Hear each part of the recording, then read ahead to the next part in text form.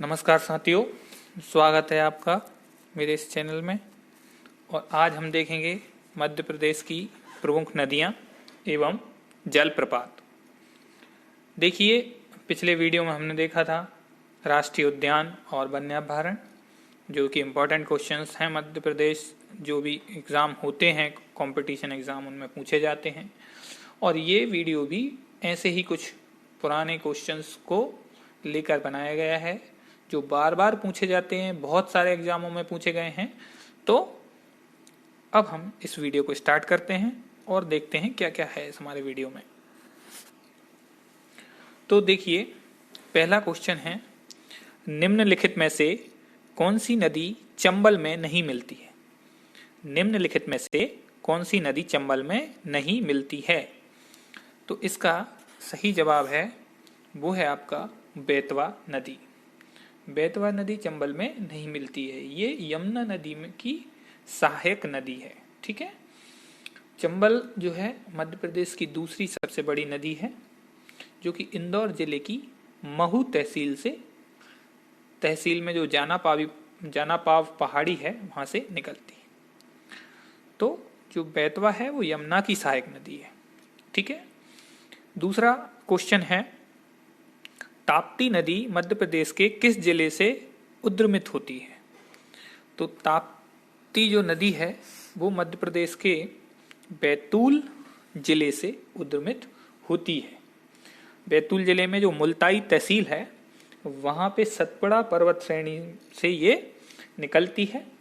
और ताप्ती नदी की लंबाई जो है वो 724 किलोमीटर है, और ये खंबात की खाड़ी में जाकर गिरती है।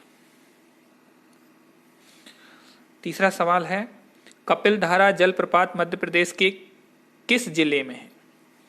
तो कपिलधारा जलप्रपात जो है वो शहडोल जिले में है।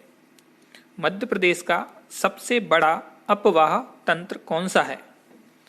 तो मध्य प्रदेश का सबसे बड़ा अपवाह तंत्र जो है वो है आपका गंगा यमुना अपवाह तंत्र। अपवाह तंत्र मतलब ड्रेनेज सिस्टम। ड्रेनेज सिस्टम जो सबसे बड़ा है वो हमारा गंगा और यमुना का है। कौन सी नदी कर्क रेखा को 2 बार पार करती है? 2 बार पार करती है, पर गलत लिखा गया है यहाँ पे, ये पार करती है। तो जो है इसका सही जवाब है आपका माही नदी। माही का उद्गम मध्य प्रदेश के धार जिले के समीप मिंडा ग्राम में विंध्याचल पर्वत से होता है, और इसकी लंबाई 583 किलोमीटर है। ये एकमात्र ऐसी नदी है जो कर्क रेखा को 2 बार काटती है।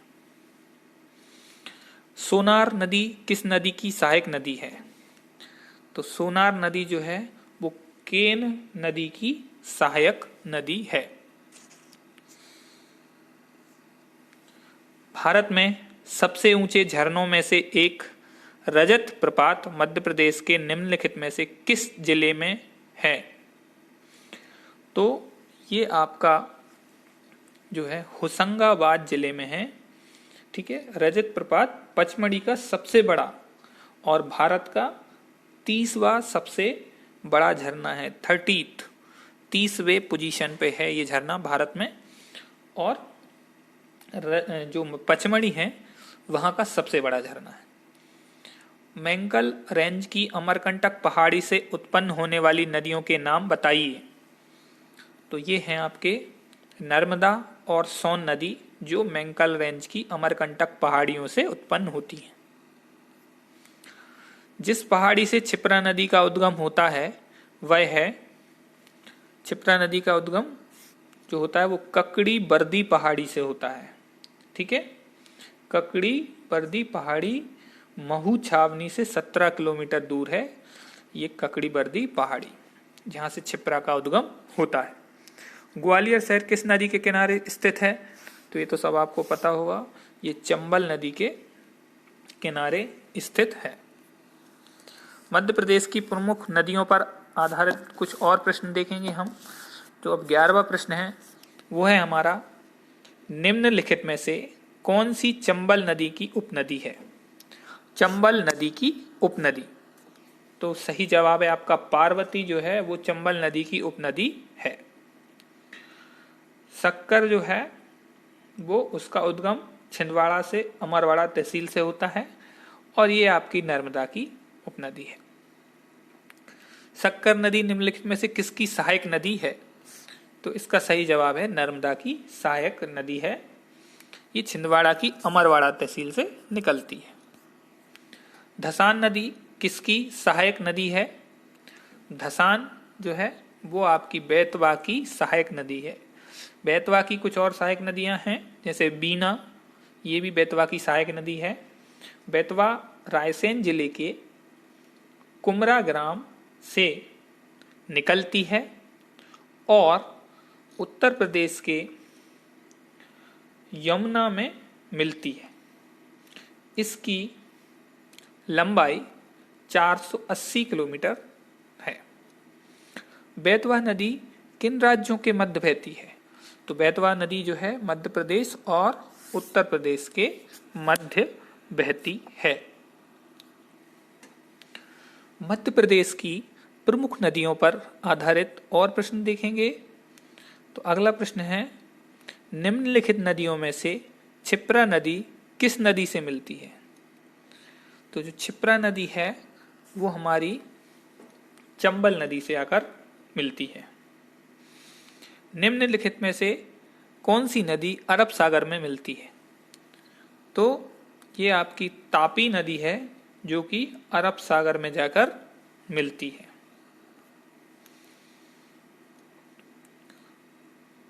चलो रिपीट हो गया है क्वेश्चन, निम्नलिखित में से कौन सी नदी अरब सागर में मिलती है? तो इसका सही जवाब है तापी नदी, ये हमने अभी देखा था। अगला है, केवटी जलप्रपात किस नदी पर स्थित है? तो केवटी जलप्रपात जो है वो आपका महाना नदी पर स्थित है और ये रीवा जिले में स्थित है। ये केवटी जलप्रपात भारत का 24वां सबसे बड़ा जलप्रपात है। इसकी ऊंचाई जो है वो 98 मीटर्स है। निम्नलिखित नदी घाटियों में से किस नदी घाटी पर राजा सोरस के कंकाल अवशेषों के जीवाश्मों का उत्खनन हुआ था?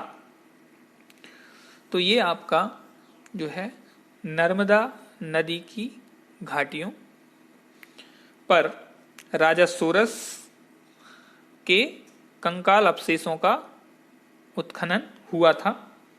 अब राजा सोरस जो है डायनासोर की एक प्रजाति है और 1982 और 1984 में इसकी खोज की गई थी और 2003 में इसको जो है डायनासोर की प्रजाति का नाम दिया गया।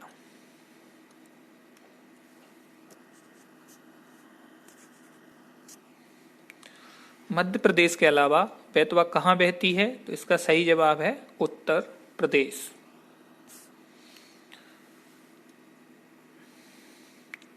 जिला गुना नदी से विभाजित है। जिला गुना खाली स्थान नदी से विभाजित है। तो इसको गुना को जो विभाजित करती है वो नदी है आपकी सिंध नदी। पांडव जलप्रपात ये आपका पन्ना राष्ट्रीय उद्यान में स्थित है। यहाँ पे कहा जाता है कि जब पांडव जब उनको वन का वो मिला हुआ था तो उन्होंने यहाँ पे ही समय बिताया और यहाँ पे उनकी गुफाएं भी हैं पन्ना राष्ट्रीय उद्यान में। पांडव जलप्रपात पन्ना राष्ट्रीय उद्यान में स्थित है।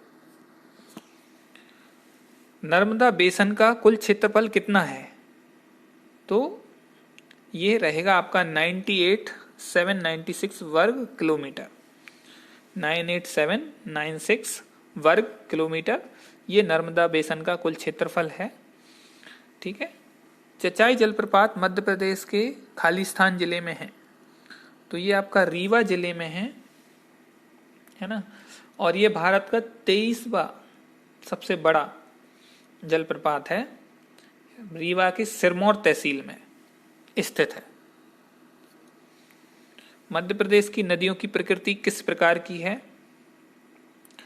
तो ये आपकी प्रायद्वीपीय प्रकार की है। इसका मतलब होता है कि वर्षा पर आधारित है हमारी मध्य प्रदेश की नदियां। कुंवारी नदी का उद्गम स्थल कौन सा है? तो ये आपका शिवपुरी का पठार है, जो कि कुंवारी नदी का उद्गम स्थल है।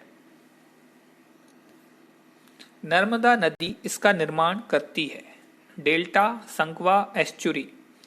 तो इसका सही जवाब है नर्मदा नदी एस्चुरी का निर्माण करती है। देखिए कुछ और क्वेश्चंस भी पूछे जाते हैं, जैसे मध्य प्रदेश की जीवन रेखा किसे कहा जाता है? तो इसका जवाब होगा नर्मदा नदी को कहा जाता है। कभी कभी पूछ लिया जाता है कि उज्जैन शहर किस नदी के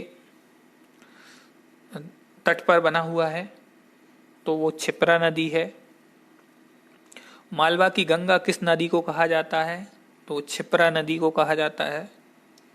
तो ऐसे कुछ क्वेश्चंस और पूछ लेते हैं जिनके बारे में बहुत ज़्यादा डिटेल में जाने की ज़रूरत नहीं है। जैसे कभी महाकाल के ऊपर कोई क्वेश्चंस आते हैं तो उनमें पूछ लिया जाता है कि महाकाल जो है वो किस नदी के तट पर हैं, तो वो हमको पता होना चाहिए कि क्षिप्रा नदी है। मध्य प्रदेश की जो जीवन रेखा बोला जाता है उसको हम नर्मदा नदी बोलते हैं, है ना। नर्मदा नदी को लाइव एंटिटी के रूप में भी मध्य प्रदेश सरकार ने उसका घोषणा कर रखी है कि जैसे एक जीवित व्यक्ति होता है, जीवित इकाई होती है, उसी की तरह नर्मदा को भी माना जाएगा।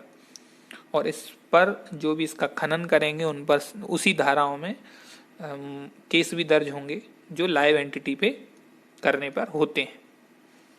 तो ये कुछ इंपॉर्टेंट क्वेश्चंस हैं, बार बार पूछे गए हैं व्यापम में, आपका MPPSC में, तो उन्हीं से उठाए गए हैं ये क्वेश्चंस, बार बार रिपीट होते हैं। ठीक है, तो आगे और जुड़े रहिए, और अच्छे वीडियो लेके आएंगे हम, और नए टॉपिक पे वीडियो लेके आएंगे। तब तक के लिए थैंक यू। लाइक और सब्सक्राइब करते रहिए।